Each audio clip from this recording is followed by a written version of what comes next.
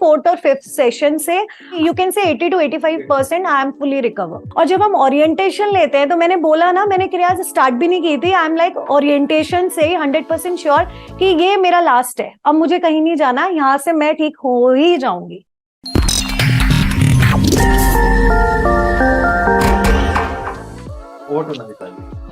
Hi, good morning to everyone. Hello, नमस्ते।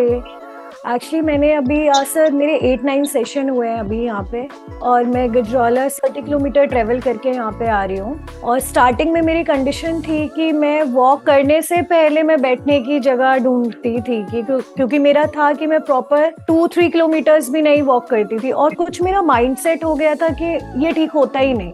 और अभी जब मैंने सर को ज्वाइन किया था उस टाइम मेरा पेन सीवियर था, 24/7 मुझे पेन होता ही था। मतलब बेड रिडन वाला कंडीशन था। डॉक्टर्स टोल्ड मी कि इतना भी बेंड डाउन नहीं होना है आपको। फिर मैंने सर को ज्वाइन किया था आई थिंक 15-16 डेज बिफोर। जब मैंने सर का ओरिएंटेशन लिया, वो डे था कि मैंने स्टार्ट भी नहीं किए थे एक्सरसाइजेस, बट मैं 100% श्योर थी कि मुझे यहाँ से ठीक हो जाना है। जब मैंने फर्स्ट सेशन लिया, और मेरे साथ देखो एक मतलब मिरेकल हुआ।